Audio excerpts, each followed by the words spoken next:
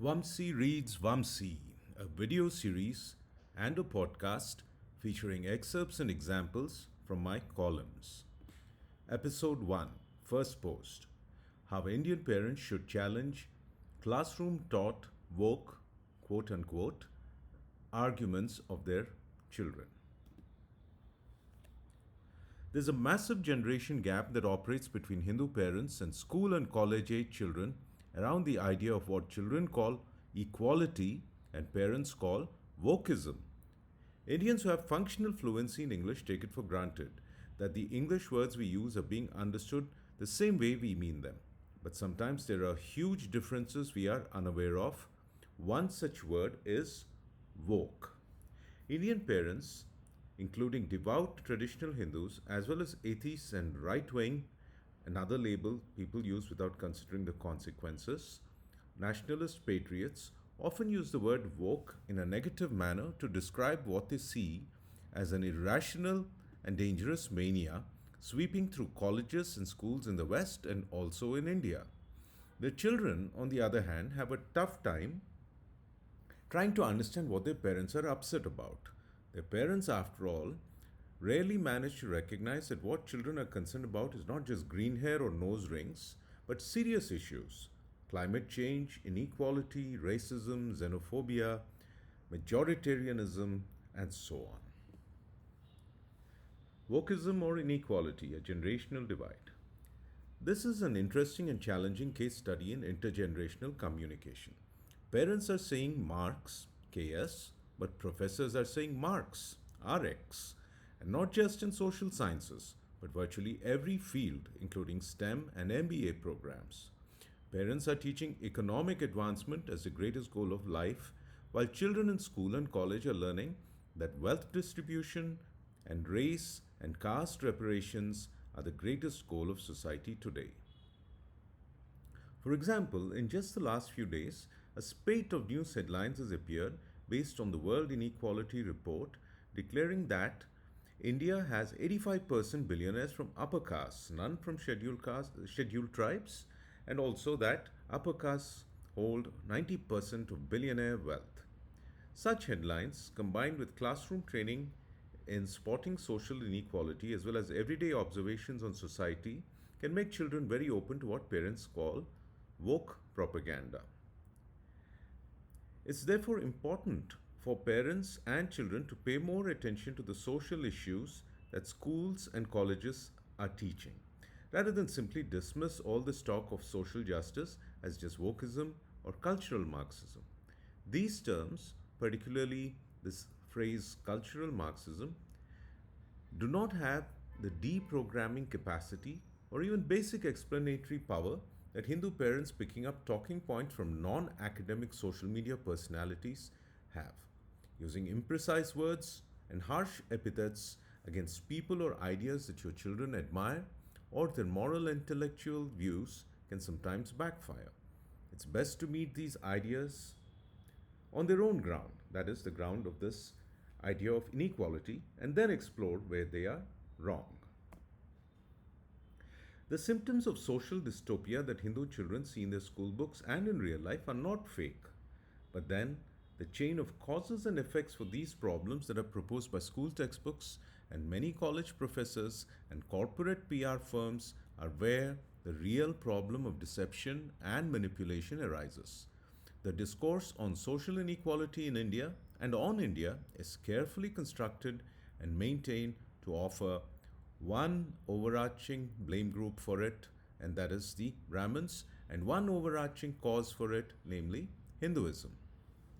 Hindu parents who wish to seriously educate their children in a way that ensures intergenerational cultural continuity should first educate themselves too on that key nuance. If you simply deny the existence of poverty, oppression, and inequality, your children won't believe you.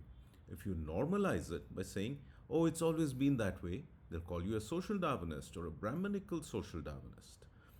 So it's important to recognize that as long as Hindu parents avoid talking about the economic causes of both wealth and poverty, call it capitalism or development or growth, their children will be stuck with the shallow, deceptive, Hindu-phobic culturalist account of poverty in India, where their where their social understanding starts and ends with Brahman equals rich, evil oppressors, and Hinduism equals greed, deception, oppressive myths.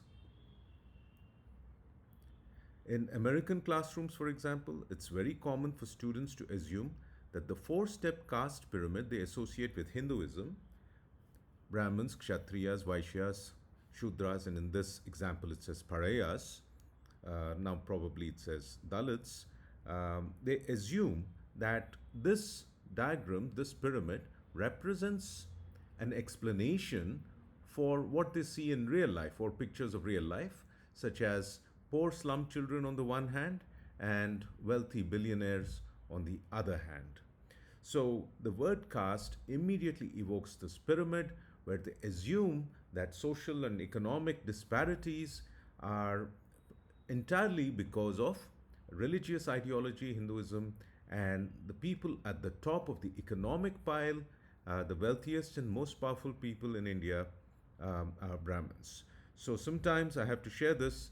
I have seen students assume that anybody in India who's wealthy is a Brahmin, anybody who's powerful is a Brahmin. And this image probably, it's a propaganda image, but then this is the image that people associate with the word Brahmin, just as they associate the word caste with this disparity between poverty and wealth. And then the cause they associate with this Brahmin, in this case, caricatured in pink as well. Um, and then, of course, this also warps the way students today understand Indian politics. And in my own classes, I have seen students assume that because they associate Narendra Modi with phrases like Hindu nationalism and conservatism and so on, they assume that Narendra Modi's caste is Brahmin. So, an easy way, of course, to discuss this with your children in terms of whether this so called caste pyramid with Brahmins on top represents economic realities, to show them a list of India's wealthiest people. This is from Forbes magazine, I believe, from a couple of years ago. And and you can just see from the names, I don't believe anybody in the top 15 happens to be from a quote unquote Brahmin community. Now, one could say, yes, they are upper caste or Savarna, whatever the name is. But, this is key for children to understand that this caricatured caste pyramid that they see all their lives in textbooks does not represent an explanation for what they see in real life with billionaires and poverty existing in Indian society. And of course, this issue is not something you need to talk about only with Indian society. You also need to talk with your children about the global disparities in wealth. And if you look at the list of the 10 most wealthy people in the world, again from I think Forbes magazine a couple of years ago, you can see that this idea, this caricature of the pink-colored Brahmin, attacking poor dark-skinned poor people is a myth. I mean, you're looking at a list which consists entirely, as they say, almost of rich white people, and this is what they look like. Again, show these pictures, to your children who are worried about Hinduism and Brahmins, being taking away all the money from the poor people and causing suffering. We live in a global economy, and if you really want to understand, the suffering of poor people, you need to understand these are the faces of the people at the very top of the world pyramid. So this is the kind of critical thinking that parents, frankly, should be doing. And they need to be doing because there used to be a time when colleges taught critical thinking.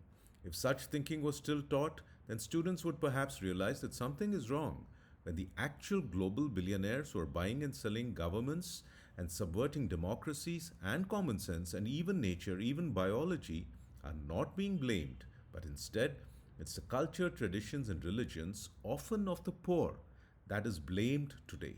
If they understood this, much of the propaganda associated with woke mania would collapse and a genuine discourse on social inequality and suffering would emerge. This is a long-term goal that Hindu parents and children should keep in mind. We don't need a second-hand imported Western right-wing account of wokeism, but a deep dharma-based opposition to poverty, destructiveness, and material hardship. That's what parents should aim for. Unfortunately, some Hindu parents don't think big, but just say that as long as their children don't go into humanities and social sciences, they'll remain good Hindus. But it does not work that way. No one living today can hide from the current discourse on inequality.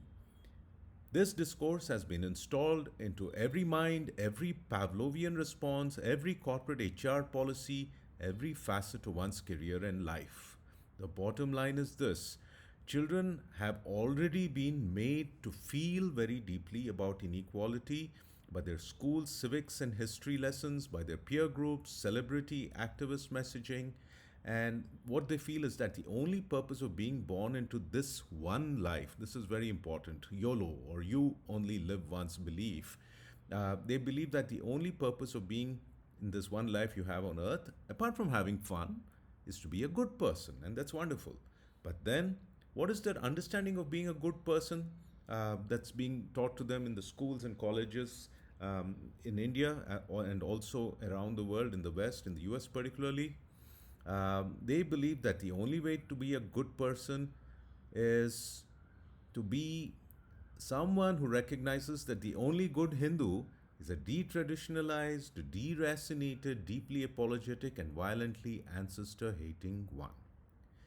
Given these constraints, it's useful for Hindu parents to go beyond appealing or complaining on social media to a callous government that just does not care about school textbooks and left liberals and whatnot, and simply confront the problem at home. For example, there has been much controversy about the NCERT school books recently. Textbook controversies happen now and then, and accusations and counter accusations fly, and it's very hard to actually figure out what is going on. But then it is possible to look at these books directly, and in this part, I'm going to share some examples from the NCERT Class 7 Civics textbook that I purchased in India recently. And these were in use from 2005, which is soon after the UPA government came to power, the Sonia Gandhi government. And these were in use at least until 2023. That is what I was told at the textbook shop. And perhaps these have changed a little bit in 2024. I do not know yet. But these are very useful because just think about it. This is the content and this is the message, what you're going to see now, which millions of school children in India have been taught for the last 19 years or so. That is pretty much an entire generation. And these are the children, and these are their basic views of society and with which they've grown up. And these are the children who are going to be adults and voting and working and guiding society and parenting another generation of parents in the next 20 to 30 years. Chapter 1 of this Class 7 Civics textbook is called On Equality. It leads children into a compelling story about inequality in a comic format featuring two sets of characters. Two of them are domestic workers, Kanta and Sujata, and then there's a privileged couple that employs Kanta, that is Mr. and Mrs. Jain. So the story begins on election day, as you can see here. Kanta sees that Mr. and Mrs. Jain are also standing in the line with them to vote, and she says, "Isn't it good, Suja, that we can all vote as equal citizens of our country? Even Jain Saab is standing in the line with us." And her friend Suja, of course, agrees. And now, everything is very nice so far, but then you can see what's happening. After voting is done, the first image here sees, the Jains driving away in a car. They could have offered her a lift home, but then I guess they are classist or casteist or Brahmanical, whatever.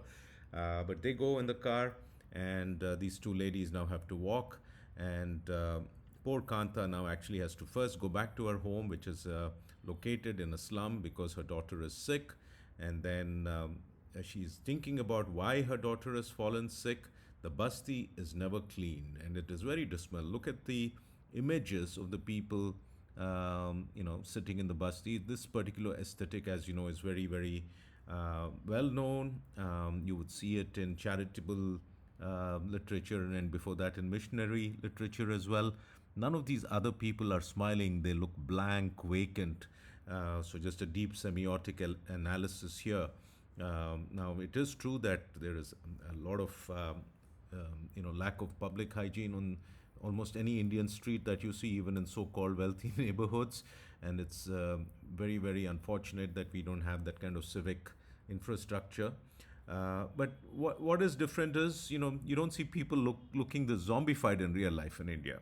But then in this picture, which is a classic sort of missionary art, missionary literature trope, there's a mother and holding a baby. She's looking blank. Two children looking blank, like the old Ethiopia aid photos, and one guy just sitting there, I think he's smoking a cigarette. So that image, conveys a lot of meaning that that children are absorbing, even if they're not thinking about it. This meaning is being pumped into them. So the story continues. So Kanta goes to her employers and look at the way they're sitting, majestically on their chairs while she's wiping the floor on all fours. And that also I see a little difference, because in India now everybody seems to be using these mops where you don't have to bend and strain yourself. You can stand and mop the floor with disposable mop heads. But anyway, this is very sad that Kanta is doing this very hard work.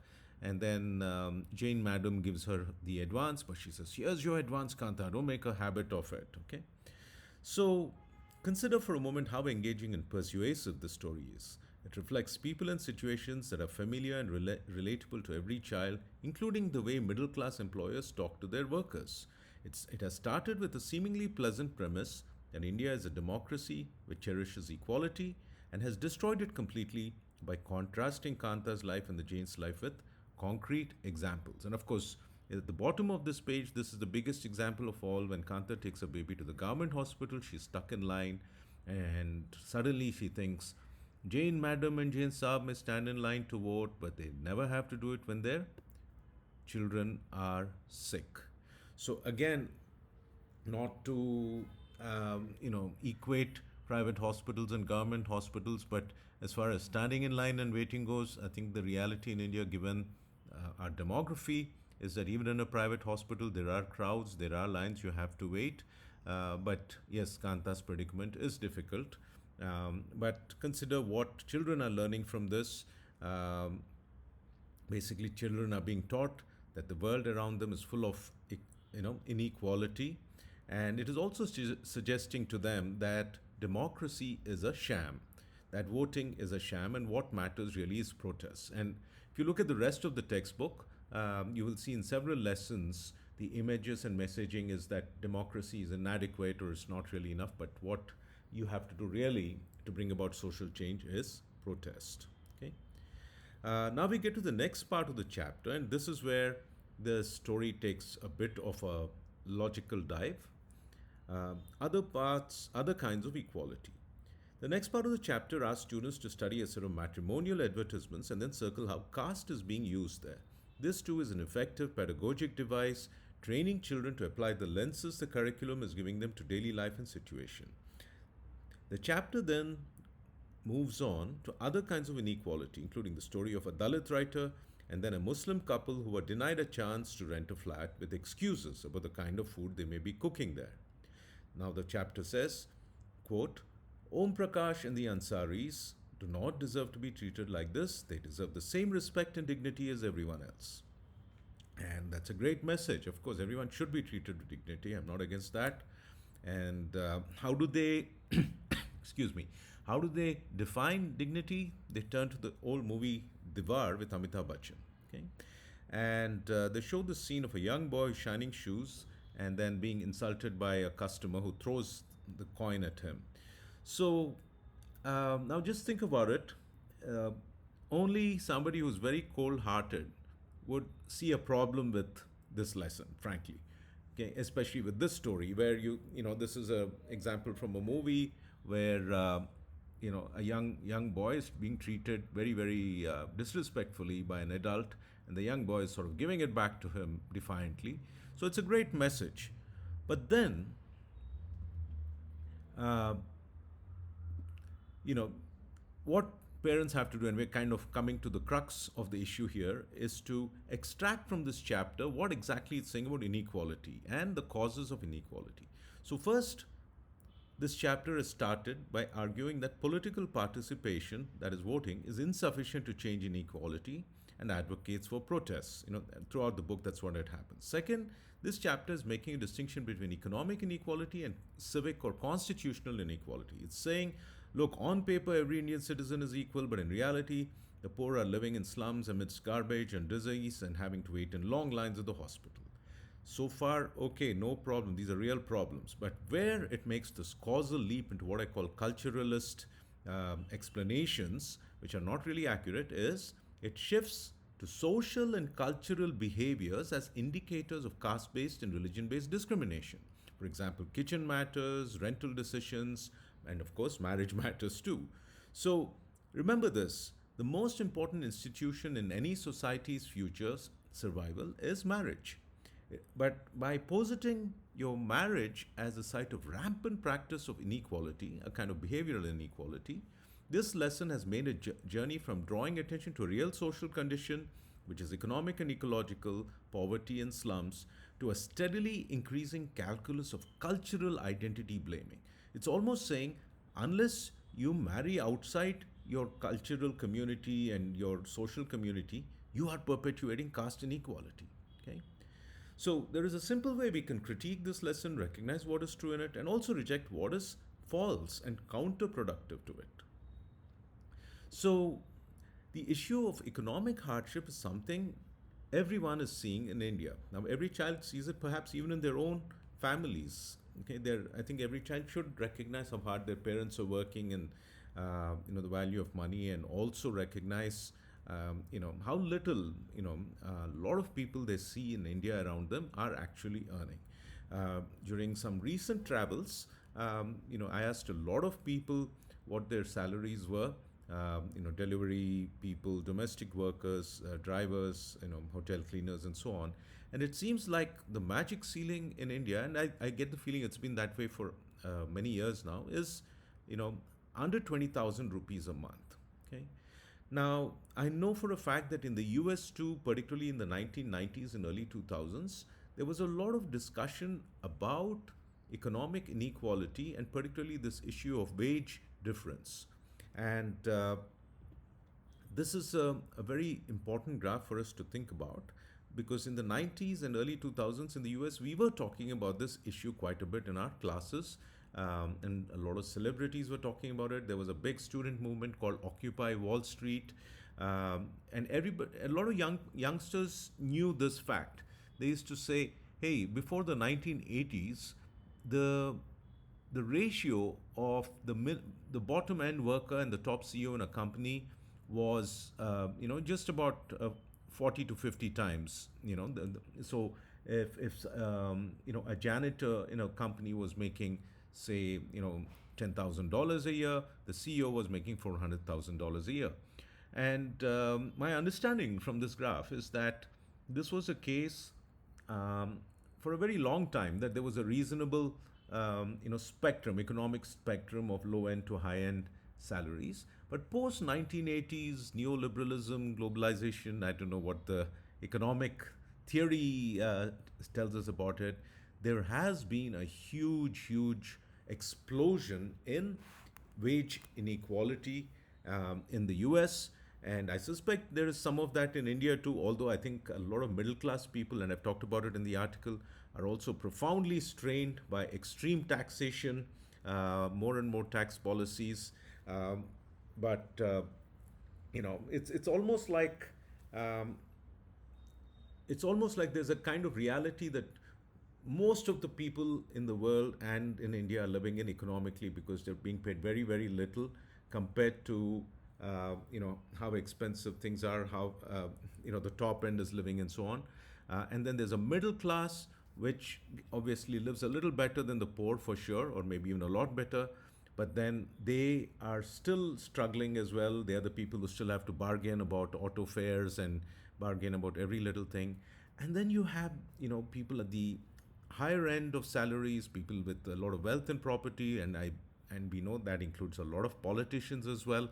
The facts have just been announced on the wealth profile of the latest Lok Sabha, and it's only the very very wealthy people who are able to now um, participate in democracy as our representatives.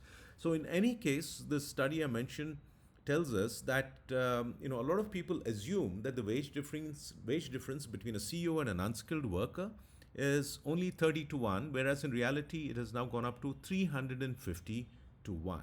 Okay, so this is the reality of inequality you should talk about with your children. In the last 2 or 3 decades, maybe 4 decades max, people at the top have gone into the stratosphere as far as economic compensation goes. People in the middle class may have gone a little better. Maybe more people have moved up slightly out of poverty, but this is the reality. So if most of the people in India are making 20,000 rupees a month, there are people who are at the top who are making insane amounts of money. And so this is a profile we need to keep in mind. So, having acknowledged all of these, let's just go back to the causes and effects that the NCERT lesson advances. Let's take the example of the sanitation problem, near Kanta's home that made her daughter sick. Could banning caste preferences in matrimonial ads somehow solve the problem? Unlikely. The immediate cause of the sanitation may be poor civic services, but then the deeper cause also has to be addressed. There are mountains of garbage everywhere because there are mountains of utterly unnecessary, non-biodegradable, non-biodegradable things like plastics and packaging being produced every single day for the past few decades in India. The problem is production and, of course, consumerism and the normalization of greed and materialism in society. So, shouldn't textbooks actually teach lessons from Mahabharata, Ramayana, Hitopadesha, and the Panchatantra and other traditions about that? Instead of showing that capitalist excess, eco destructive development, craven consumerism are all alien to our indigenous ancestral traditions and values like ahimsa and asteya, our textbooks are blaming the latter for the former. Similarly, to make the point about dignity and treating everyone with kindness and respect, is Divar our only example? Why not the eternal hero our ancestors adored and worshipped, in the form of a child, a protector, and a statesman? Why not Krishna and his friendship with Sudama? But then the agendas are clear: to slide away from naming obvious causes, to blaming strawmen like Brahmins and Hinduism, and most egregiously Krishna and Rama and Durga themselves. This is all bad social science and, of course, also Hindu phobic propaganda. So, in conclusion, let us consider both the details of the brainwashing programs going on incessantly in schools today, as well as the big picture about our descendants' future and the planet's ecological survival. The truth is that youth are worried about the future, perhaps more so in the West than in India. Surveys indicate millennials and Gen Z, that is, children born after the 80s and 90s, basically 1980 to 2010 born kids in America, are pessimistic, lonely, and anxious. But India's youth are still somewhat cheerful, that according to a lot of studies. Now, they're also going to stay cheerful for a while, I think, because they're distracted from a lot of these abominable ecological and economic realities by cricket and movies, but they're also being protected by families and dharma, by previous generations in multiple ways. But then this might last at best one more decade or two at the most. And then it's ironic, it's really ironic, that the only thing that can protect them and inspire them to rise up in the future against the real tyranny and horror of inequality, of ecological destruction, of greed, of untruth, propaganda, the only thing that can help them fight, which is Sanatana Dharma, is being misrepresented and distorted so relentlessly by the global propaganda machine, and it is being countered so ineffectively by parents because of their lack of training in social sciences and in anti propaganda critical thinking. It is therefore important for Hindu parents And I'm specifying Hindu parents because Indian parents from other communities probably have their own way of dealing with some of these issues. That's why I'm focusing on fellow Hindu parents here. I urge you not to fall for shallow accounts of wokeism when you speak with your children. Of course, when you see American college students cheering in support of terrorists or calling for genocide um, and labeling whole groups of people as oppressors, you are right to feel concerned about where everything is going. But if you just call children or college students useful idiots, or you call their professors termites, it's not going to win any hearts and minds at this late stage when social justice warfare is becoming the reigning ideology and identity of virtually anyone under the age of 35 anywhere on earth today, including India. So, the only way that sanity, common sense, and reasonable discourse can prevail again is for parents to find a way to meet the next generation at least halfway in their discourse. And in that halfway point, very simply, you will find the question of economic inequality. So, as a popular bumper sticker quote which is attributed to Gandhi says, the world has enough for everyone's need, not everyone's greed. So, one more image for you to just think about right at the end. Replace that silly caste pyramid which says, Brahmins, Kshatriyas, Vaishyas, whatsoever. That doesn't explain anything at all. There's no such pyramid in any scripture or temple. They keep concocting it and recycling it. Instead, show them this picture of the global, demographic structure in terms of privilege. And, it's both worldwide and in India. Compare both, see it together, and, let your children understand society in economic terms according to who has how much privilege. And I think in terms of wages, what you can see is right at the top two sections, whether it's the black one for global or the white one on the right for India, the managerial class and the absolute business elites, which includes politicians, business families, corporations, and that segment. In the last 40 years, they've gone absolutely into the sky in terms of their wealth. The middle class may be doing a little better, but it's still highly, highly vulnerable with taxes and all sorts of problems. And the biggest problem is for the working classes, the farmers, the daily wage earners, drivers, delivery workers, etc. Sure, they may be able to buy a two-wheeler and a smartphone and hire purchase or whatever that is. But still, understand this is the actual reality, and this is what they're trying to distract us from when they put Brahmins and Hinduism as an explanation for all of this, and mislead your children and prevent an honest understanding of what's actually going on. So I hope you found this talk useful. I'll share a link to my actual article, which, by the way, I co-wrote as always with my friend C. Raghothama Rao Garu, who shares some wonderful subhashitams for us to be inspired. So please read the article as well. And so remember, this is the reality. This is the propaganda they've woven to distract us, from that reality.